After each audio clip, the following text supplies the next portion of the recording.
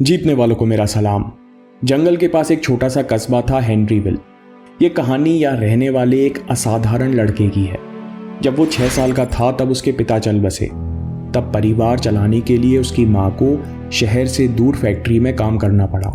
माँ का समय फैक्ट्री और आने जाने में निकल जाता। इस 6 वर्ष के लड़के को सबसे बड़ा होने के नाते अपने भाई बहनों के लिए खाना बनाना पड़ता और देखभाल करनी पड़ती।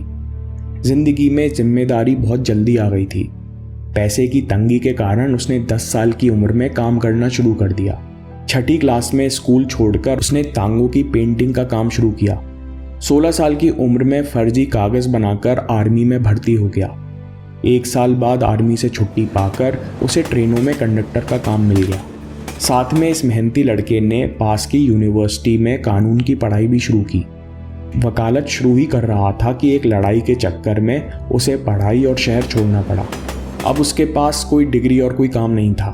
पैसे की तंगी के कारण वो अपनी माँ के साथ रहने चला गया, जहाँ उसे लाइफ इंश्योरेंस में नौकरी मिल गई। लेकिन कुछ समय बाद बॉस से लड़ाई के चक्कर में वहाँ से भी नौकरी जाती रही।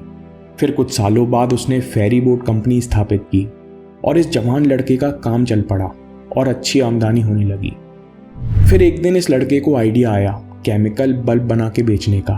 तो उसने अपना फेरी बोट का बिजनेस बेचकर एक छोटी सी फैक्ट्री शुरू की, लेकिन फेल हो गया क्योंकि दूसरा व्यक्ति उससे अच्छे और सस्ते बल्ब बना रहा था।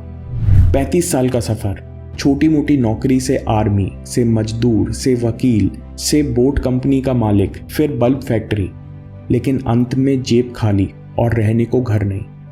लेकिन ये आदमी अजीब था। ये थक कर बैठा नहीं। एक टायर कंपनी का सेल्समैन बन गया, लेकिन कंपनी बंद हो गई। फिर ये 40 साल की उम्र में शेल के जीएम से मिला, जिसने इस आदमी की काम करने की भूख से प्रभावित होकर उसे एक पेट्रोल पंप स्टेशन चलाने को बोला।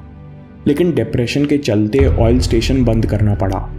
फिर उसी साल शेल ऑयल कंपनी ने दोबारा पेट्रोल पंप दिया, वो भी बिना किराए लिए।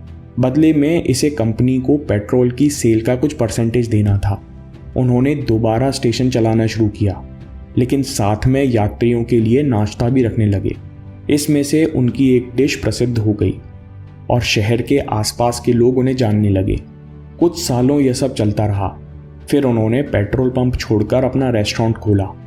अभी ये बिजनेस शुरू किया ही था कि एक दिन अचानक बिलबोर्ड या होर्डिंग एडवर्टाइजमेंट को लेकर दूसरे होटल मालिक से विवाद हुआ, जिसमें गोलियां चली और इनका एक साथी मारा गया। फिर 4 साल बाद रेस्टोरेंट के साथ उन्होंने एक मोटेल भी खोला, ये सोचकर कि धंधा अच्छा चलेगा। लेकिन मोटेल में ऐसी आग लगी कि रेस्टोरेंट भी भस्म हो गया। अब तक इस आदमी को अपना पैशन मिल चुका था। इसने एक फिर बड़ा होटल और रेस्टोरेंट खोला, जो चलना अभी शुरू हुआ ही था कि वर्ल्ड वॉर 2 के चलते मंदी आ गई और उन्हें अपना पसंदीदा बिजनेस बंद करना पड़ा। इस आदमी की जमा पूंजी भी अब खत्म हो गई थी, लेकिन इस आदमी ने हार नहीं मानी। उसने अपनी सबसे प्रसिद्ध डिश की रेसिपी बेचने की ठानी, जिससे वो अपना बिजनेस दोबारा खड़ा कर सके। लेकिन कोई रेसिपी खरीदने में इंटरेस्टेड नहीं था। 1009 शेफ, होटल, रेस्टोरेंट मालिकों ने रेसिपी खरीदने से मना कर दिया। वे आखिर में एक बड़े रेस्टोरेंट को अपनी रेसिपी भेजने में सफल रहे। ये डिश बहुत सफल रही और देखा देखी दूसरे रेस्टोरेंट्स ने भी रेसिपी खरीद ली। फिर उन्होंने उधार लेकर एक बढ़िया लोकेशन पर रेस्टोरेंट खोला।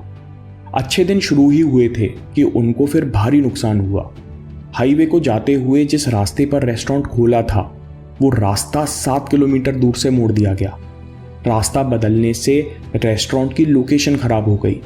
अब इस व्यक्ति ने भारी नुकसान में अपना बिजनेस बेचा और पत्नी के साथ कार में कुछ प्रेशर कुकर रखकर चल पड़ा। ये प्रेशर कुकर वो अपनी खास रेसिपी बनाने के लिए इस्तेमाल करता था। अब ये आदमी शहर शहर जाता और अगर कोई इंटरेस्टेड होटल मालिक मिलता तो उसे अपनी रेसिपी बनाकर खिलाता। अगर होटल मालिक को पसंद आती तो कुछ दिन रुककर कस्टमर्स को भी बनाकर खिलाता। जब कस्टमर्स तारीफ करते तो वो मालिक को फ्रेंचाइजी खरीदने को मनाता। बाद में ये महाशय कहते हैं कि फ्रेंचाइजी बेचने का तरीका बड़ा धीमा, अपमानजनक तरीका था। कभी कभी जगह नहीं मिलती थी तो पति पत्नी कार में ही सोया करते थे। अगले 6 साल वे दूसरे रेस्टोरेंट मालिकों से मिलते रहे। 75 साल की उम्र में कर्नल सैंडर्स का पसंदीदा बिजनेस चल पड़ा। KFC वो पहली फूड चेन थी जिसने विदेश में ब्रांचेस खोली। 1960 तक वे यूके, मैक्सिको, जमैका में फैल चुके थे। कर्नल अपनी कंपनी के ब्रांड एम्बेसडर थे। वे 80 साल की उम्र में देश और शहर घूमकर कस्टमर्स से मिलते। 90 साल की उम्र में कर्नल का देहांत हुआ। तब तक KFC के 48 देशों में 6000 रेस्टोरेंट्स खुल चुके थे। दोस्तों, कर्नल सैंडर्स की कहानी का दूसरा पहलू भी है। वे मिलिट्री के कर्नल नहीं थे। केंटकी स्टेट ने उनको ये उपाधि सम्मान रूप में दी थी। ब्रांडिंग के लिए उन्होंने इसका खूब फायदा उठाया। वे हमेशा सफ़ेद सूट पहना करते और मैचिंग में उन्होंने अपने बाल भी सफ़ेद डाई कर लिए थे। कर्नल गुस्सैल और सनकी आदमी थे। वे अधिकतर गाली देकर और अपमानजनक तरीके से बात करते। इस रवैये के चलते उनकी कई बार लड़ाई हुई, जिस कारण गन फाइट में उनके सहकर्मी की जान भी गई। उनके बायोग्राफर जॉन एड पियर्स कहते हैं कि उनका औरतों के प्रति चाल चलन भी ठीक नहीं था। दोस्तों, कर्नल सैंडर्स की कमियां बताने का केवल यही मतलब है कि अगर आप चलते रहने को तैयार हैं, चाहे फिर आप में कितनी ही कमियां हों, आप बेहतर और बेहतर कर सकते हैं। इसे टोनी रॉबिन्स कहते हैं पर्सनल पावर। पर्सनल पावर मतलब आपके जो हालात हों, चाहे आपके साथ कितनी भी डिसएडवांटेजेस हों, फिर भी आप सकारात्मक रिजल्ट पैदा कर सकते हैं। पर्सनल पावर का मतलब ये जानना है कि आपका past is not equal to your future.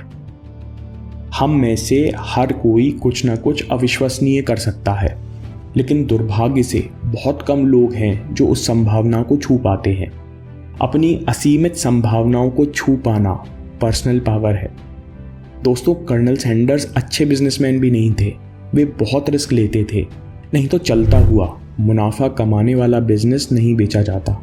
लेकिन सैंडर्स पैसे को नहीं बल्कि पैशन को चेज कर रहे थे।